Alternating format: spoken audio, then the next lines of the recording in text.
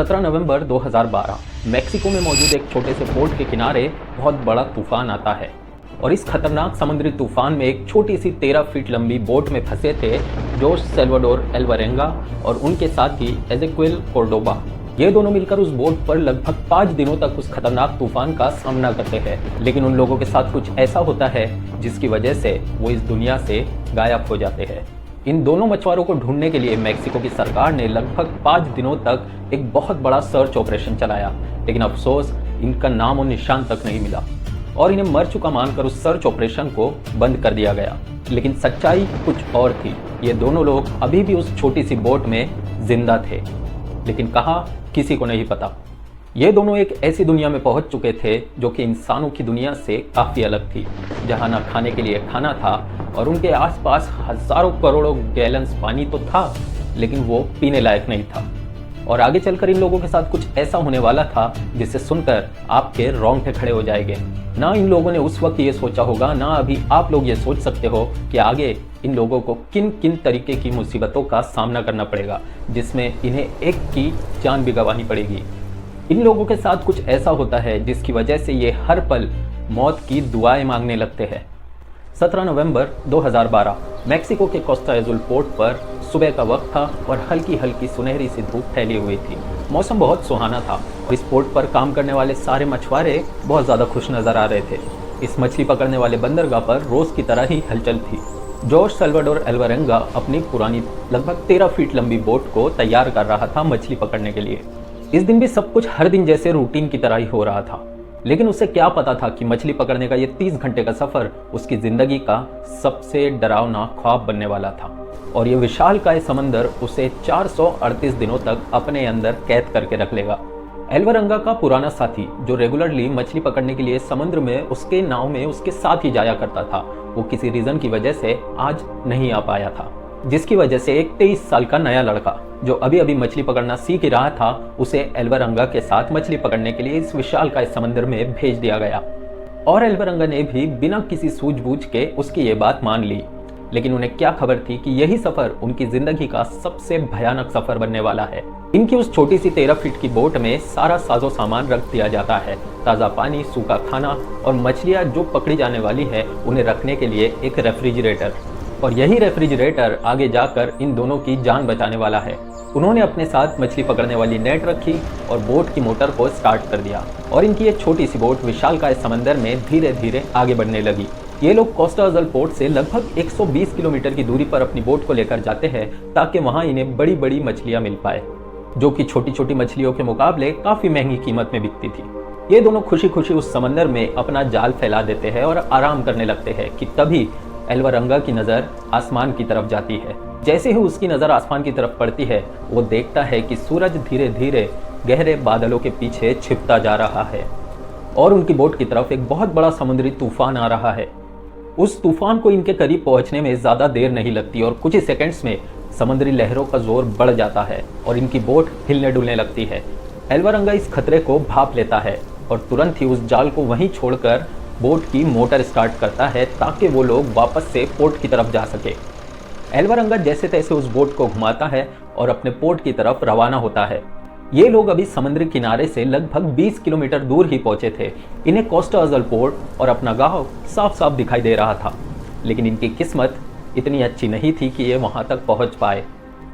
इनके बोट की रफ्तार बहुत तेज थी, लेकिन अचानक फिर कुछ ऐसा होता है जिसे देखकर इन दोनों के रोंगटे खड़े हो जाते हैं। बोट की मोटर से धुआं निकलना शुरू हो जाता है और अचानक से बोट एक जगह पर रुक जाती है।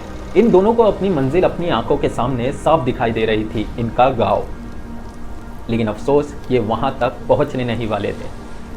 वहीं दूसरी तरफ हर सेकंड वो खतरनाक तूफान इनकी बोट के और करीब आए जा रहा था।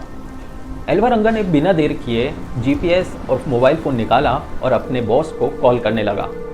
इनकी बोट समुद्र में होने की वजह से वहां पर नेटवर्क नहीं आ रहा था, तो जैसे तैसे एल्वारेंगा ने जीपीएस की मदद से इनके बॉस को अपनी लोकेशन भेजी और मैसेज भेजा कि हम लोग फंस चुके हैं।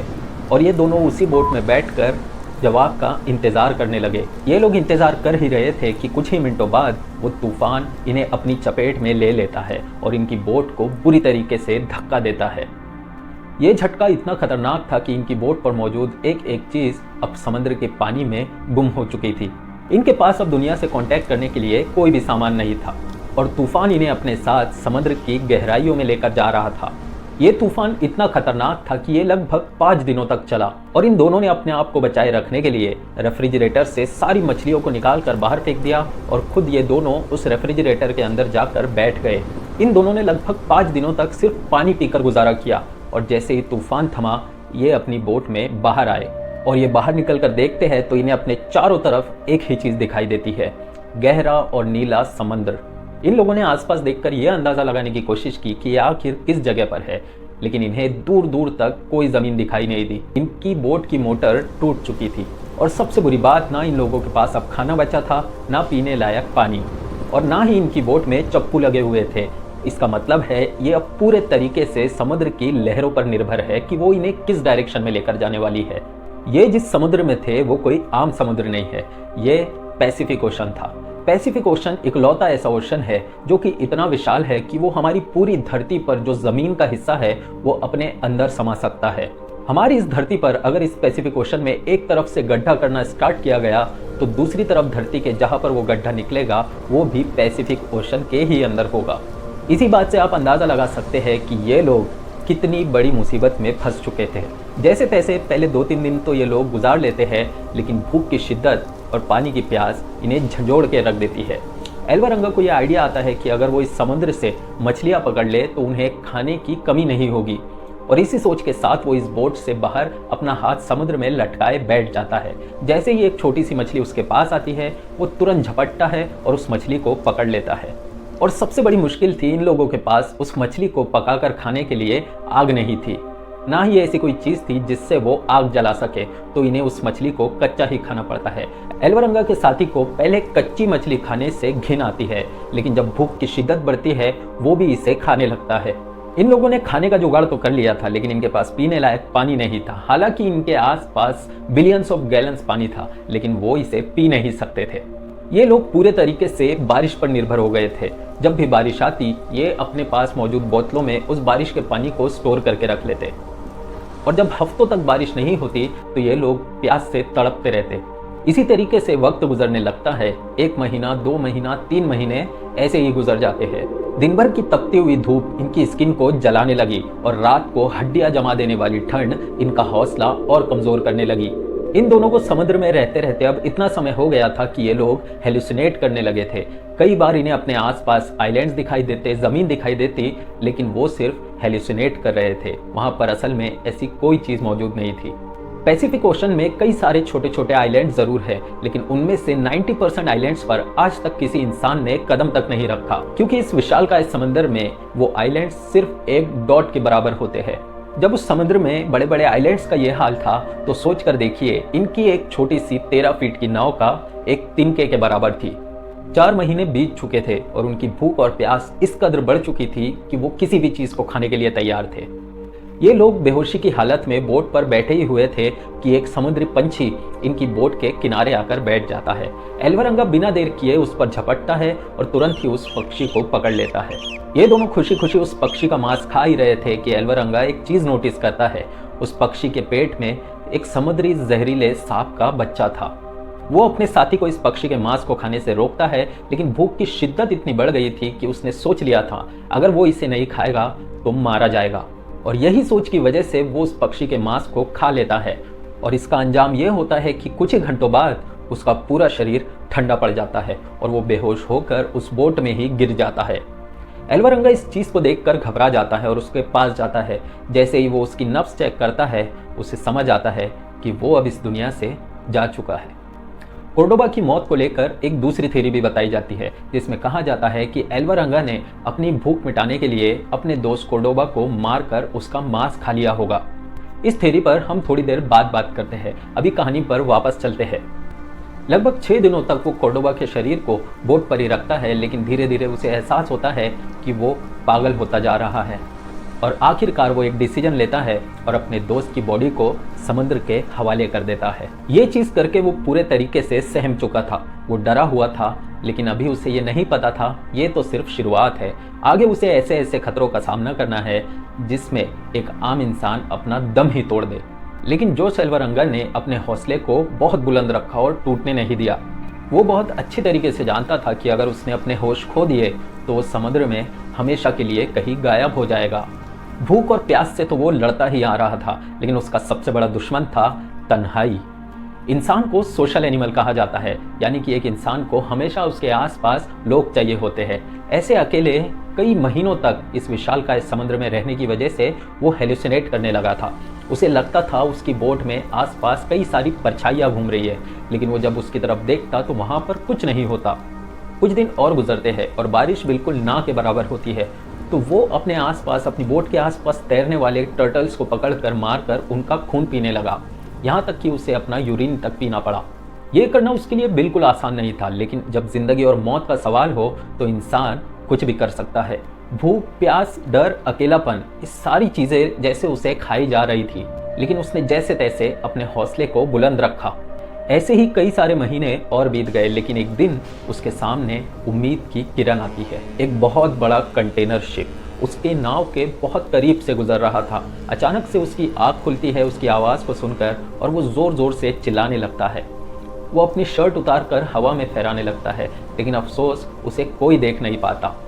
आमतौर पर ये बड़े बड़े कंटेनर शिप्स के डेक पर ज़्यादातर लोग नहीं होते, वो ज़्यादातर नीचे वाले हिस्से में ही होते हैं, क्योंकि इतने बड़े पैसिफिक ओशन में तूफान आने के चांसेस बहुत ज़्यादा होते हैं, और वो तूफान से बचने के लिए जितना हो सके अंदर या फिर नीचे वाली जगह में ही अपने आप को सेव रखते हैं। एल्वरंगा इस तरफ चिल्लाता रहा, चीखता रहा, लेकिन अफसोस कोई उसे देख नहीं पाया, और वो शिप वहाँ से कुछ ही मिनटों में उसकी आंखों से ओझल हो गया। एल्वरंगा की हिम्मत टूट चुकी थी और वो बेतहाशा रोने लगा था। उसे एक चीज़ तो समझ में आ गई थी कि उसे यहाँ पर कोई बचाने नहीं आने वाला। जो कुछ करना है उसे खुद ही करना पड़ेगा। एल्वरंगा को इस छोटी सी बोट में इस विशाल समुद्र में लगभग 8 महीने बीत चुके थे और उसने सरवाइव करना सीख लिया था। अब उसने हर चीज़ को बचा बचा कर इस्तेमाल करना शुरू कर दिया था, जैसे कि वो मछलियों की बड़ी बड़ी हड्डियों से कांटा बनाता ताकि और मछलियाँ पकड़ सके। टर्टल्स को खाने के बाद वो उनके बचे हुए शेल में पानी जमा करने लगा। पकड़ी हुई मछलियों को वो सुखाकर रखने लगा ताकि ज़्यादा दिनों तक इस्तेमाल कर सके। लेकिन एल्वरंगा का शरीर अब पूरे तरीके से टूट चुका था और वो बहुत कमज़ोर हो चुका था। एल्वरंगा जब उस पोर्ट से मछली पकड़ने के लिए निकला था, जब वो बिल्कुल क्लीन शेव था, लेकिन यहाँ पर उसकी दाढ़ी बढ़ चुकी थी, बाल लंबे हो चुके थे, यहाँ तक कि उसके हाथों के नाखून 2-2 इंच लंबे हो चुके थे और उसका पूरा शरीर सिर्फ हड्डियों का ढांचा बन चुका था। ये सब होना भी काफ़ी नहीं था कि एक डरावनी रात आगे उसका इंतजार कर रही थी। जब वो एक रात अपनी इस बोट में आराम ही कर रहा था, अचानक से उसे शार्क के एक ग्रुप ने घेर लिया और उसकी बोट को जोर जोर से टक्कर मारने लगे, जिसकी वजह से उसकी बोट जोर जोर से हिलने लगी। अगर वो गलती से उस बोट से गिर जाता तो इसका मतलब था मौत। एल्वरंगा ने उन शार्क्स पर हड्डियां फेंकी और दूर भगाने की कोशिश की, लेकिन अफसोस उसकी ट्रिक काम नहीं कर पाई। लगभग सुबह होते तक ये जंग चलती रही और आखिरकार वो शार्क्स उस बोट को छोड़कर दूर चली गई। एल्वरंगा लोगों को और ज़मीन को देखने के लिए तरस गया था। यहाँ लगभग इस विशालकाय समुद्र में उसे 1 साल पूरा हो गया था। एल्वरंगा की हालत इतनी खराब हो चुकी थी कि वो खुद को भी आईने में अगर देखता तो डर जाता। लेकिन एक दिन फिर से उसे एक उम्मीद की किरण दिखाई देती है। एक सुबह जब एल्वरंगा अपनी आँख खोलता है तो उसे अपनी बोट के किनारे पर एक पंछी बैठा हुआ दिखता है। जैसे कि मैंने आप लोगों को बताया कि एल्वरंगा काफ़ी एक्सपीरियंस्ड मछुआरा था और वो जानता था कि समुद्री पंछी कैसे होते हैं और ज़मीन पर रहने वाले, पेड़ों पर रहने वाले पंछी कैसे होते हैं। इस बार इसकी बोट के किनारे जो पंछी आकर बैठा था वो ज़मीन पर रहने वाला पंछी था, यानी कि उसके पास अब एक उम्मीद थी। उसके आसपास कहीं ना कहीं ज़मीन ज़रूर थी। एल्वरंगा की हालत इतनी ख़राब हो चुकी थी कि वो अपने शरीर को उठाकर सही से बैठ भी नहीं सकता था। उसने जैसे तैसे हिम्मत करके अपने आप को उठाया और उस बोट के किनारे से बाहर देखने लगा, और जैसे ही उसने सामने देखा उसे उम्मीद की एक किरण दिखी। सामने था एक आइलैंड। एल्वरंगा ने पागलों की तरह अपनी हाथ से ही उस बोट को चलाना शुरू कर दिया उस आइलैंड की तरफ। उसने लगभग 438 दिन बाद एक ज़मीन को देखा था। आप ज़रा सोच कर देखिए, एक इंसान जो लगभग 438 दिन से ज़मीन पर कदम भी नहीं रखा हो, उसके लिए तो ये चीज़ ऐसे ही थी जैसे कोई मरा हुआ इंसान वापस से ज़िंदा हो गया हो।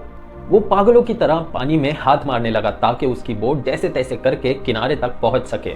लेकिन वहां पर चलने वाली हवाएं यहाँ उसकी दुश्मन बन चुकी थी। वो हमेशा उसकी नौका को पानी के अपोजिट डायरेक्शन में बहा कर ले जाती। वो फिर से कोशिश करता, फिर से वो हवाएं उसे बहा कर ले जाती।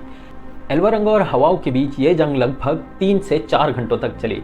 लेकिन फाइनली एल्वारेंगा ने एक ऐसा डिसीजन लिया जिसमें उसे जिंदगी और मौत का फैसला करना था। एल्वारेंगा की शरीर में इतनी ताकत नहीं बची थी कि वो तैर कर उस आइलैंड तक पहुंच पाए, लेकिन वो यहाँ पर डिसीजन लेता है कि वो इस पानी में कूद जाएगा और तैर कर उस आइलैंड तक पहुंचेगा। क्योंकि अगर ज़रा सी और देर हो जाती और हवाएं अगर उसे उस समुद्र में वापस बहा कर ले जाती तो उसका मतलब तो मौत ही था। 438 दिन तक बोट में रहने की वजह से उसकी बॉडी को इस चीज़ की आदत पड़ गई थी कि ज़मीन हमेशा हिलती डुलती रहती है। इसलिए जब उसने ज़मीन पर पहला कदम रखा वो अचानक से गिरकर बेहोश हो गया। जब उसे होश आया तो उसने उस बीच पर पड़ी मिट्टी को ज़ोर से कसकर पकड़ लिया और चीख चीख कर रोने लगा। 30 जनवरी 2014, लगभग 14 महीनों बाद इस इंसान ने वापस से धरती पर कदम रखा था और ये जगह थी इबोन एटोल आइलैंड। उस आइलैंड पर यह खूबसूरत सुबह थी जहां पर समुद्र की लहरों पर सूरज की किरणें झिलमिला रही थी। एल्वारेंगा ने बेहोश पड़े पड़े उसी बीच पर पूरी रात गुजार दी, लेकिन उसकी किस्मत अच्छी थी। अगली ही सुबह रसल और एमी नाम का एक खूबसूरत कपल उस आइलैंड पर वेकेशन मनाने आया था। वो लोग उसी समुद्र के किनारे नारियलों को छीलते हुए बैठे थे कि उन्हें अचानक से एल्वारेंगा की रोने की आवाज़ आती है। एमी और रसल बिना देर किए एल्वारेंगा की तरफ दौड़ते हुए जाते हैं। एल्वारेंगा की हालत इतनी खराब हो चुकी थी कि कोई भी इंसान उसे देखता तो वो डर ही जाता। उसकी स्किन धूप की वजह से पूरे तरीके से जल चुकी थी। समुद्र के खारे पानी ने उसे पूरे तरीके से निचोड़ कर रख दिया था। उसके बाल बड़े बड़े हो चुके थे, उसकी दाढ़ी बढ़ गई थी, उसके नाखून और उसके बदन पर कपड़े ना के बराबर थे। एमी एल्वारेंगा को देखकर डर जाती है और उससे दूर हट जाती है, लेकिन रसल हिम्मत जुटाकर उसके पास जाता है और उसे उठाने लगता है। जैसे ही रसल एल्वारेंगा को उठाकर खड़ा करता है, एल्वारेंगा फिर से बेहोश हो जाता है। एमी और रसल एल्वारेंगा को उठाकर उस जगह पर ले जाते हैं जहां पर वो लोग ठहरे हुए थे। कुछ मिनटों बाद एल्वारेंगा को होश आता है और वो चिल्लाने लगता है, एग्वा एग्वा, जिसका मतलब है पानी पानी। एल्वारेंगा स्पेनिश बोल रहा था, लेकिन ये कपल जो है वो इंग्लिश बोलता था। वो उसकी भाषा को समझ नहीं पा रहे थे, लेकिन एक चीज़ एल्वारेंगा को देखकर ये साफ समझ रहे थे कि ये कई महीनों से भूखा और प्यासा है। तो बिना देर किए थोड़ा सा खाना और पानी लाकर उसे देते हैं। 14 महीनों के बाद पहली बार एल्वारेंगा इंसानों के हाथों का बना खाना खाता है और चिल्ला चिल्ला कर रोने लगता है। उसका ये रोना दर्द से नहीं था, बल्कि खुशी के आंसू थे। रसल और एमी बिना देर किए वहाँ की लोकल अथॉरिटीज़ को कॉल करते हैं और वो लोग आकर एल्वारेंगा की हालत को देखकर यकीन नहीं कर पाते कि ये इंसान आखिर जिंदा कैसे है। एल्वारेंगा वहाँ की लोकल अथॉरिटीज़ को अपनी पहचान बताता है और वो उसके बॉस को कॉल करवाने लगवाता है। दूसरी तरफ एल्वारेंगा का बॉस फ़ोन उठाता है और जैसे ही वो उसकी आवाज़ सुनता है उसके पैरों तले ज़मीन खिसक जाती है। उसे इस बात का यकीन नहीं हो रहा था कि आखिर जोश एल्वारेंगा जिंदा कैसे है, क्योंकि आज से 15 महीने पहले वो उस पोर्ट से निकला था जहाँ से कभी वो वापस ही नहीं आया। एल्वारेंगा की ये दर्द भरी कहानी सुनकर वहाँ पर मौजूद सारे लोगों के आंखों में आंसू आ गए थे और उनकी रूह कांप गई थी। एल्वारेंगा का बॉस उन लोकल अथॉरिटीज़ को फ़ोन पर यह चीज़ कंफर्म करता है कि हाँ, एल्वारेंगा उसी के यहाँ पर काम किया करता था और वो उसी के लिए रोज़ समुद्र में जाकर मछलियाँ पकड़ कर ले आता था। उसने उन लोगों को बताया कि लगभग 5 दिनों तक उन्होंने एक सर्च ऑपरेशन भी चलाया था, लेकिन जब इनकी बोट का कोई नामो निशान नहीं मिला तो फाइनली उन्हें सर्च ऑपरेशन बंद करना पड़ा, क्योंकि वो तूफान ही इतना खतरनाक था कि इन्हें उम्मीद नहीं थी कि उस तूफान में जाने के बाद जोश एल्वारेंगा और उसका दोस्त जिंदा बच पाया होगा। मैक्सिको से इबोन एटोल आइलैंड पर एल्वारेंगा को लेने के लिए हेलीकॉप्टर भिजवाया जाता है और उसे वापस मैक्सिको लेकर आया जाता है, लेकिन अभी उसकी ये लड़ाई पूरे तरीके से खत्म नहीं हुई थी। एज़ेक्विएल कॉर्डोबा की फैमिली ने उस पर एक केस फाइल कर दिया जिसमें उन्होंने कहा कि उनके बेटे को एल्वारेंगा ने जान से मारकर उसको खा लिया होगा, लेकिन एल्वारेंगा ने इस क्लेम को नकार दिया। उसने लोगों को सच्चाई बताई कि वो एक जहरीला पंछी खाने की वजह से खुद मारा गया था और उसने शांतिपूर्वक उसकी लाश को समुद्र के हवाले कर दिया। कुछ दिन ये कानूनी दाव पेच चले और फाइनली एल्वारेंगा केस को जीत जाता है। जोश सैल्वाडोर एल्वारेंगा की ये सर्वाइवल की कहानी हमें ये सीख देती है कि ज़िंदगी में हमारे सामने कितनी ही मुश्किलात क्यों ना आ जाए, हमें आगे बढ़ते रहना है। उसने कई तरीके की मुसीबतों का सामना किया, भूख, प्यास, शार्क, समुद्री तूफान और विशालकाय समंदर खुद। लेकिन फाइनली उसने हिम्मत नहीं हारी।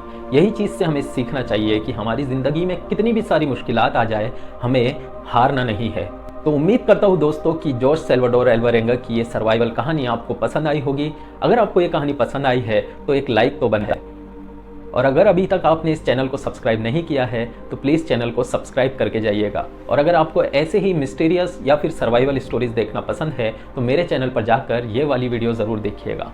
मिलते हैं अगली वीडियो में। जय हिंद।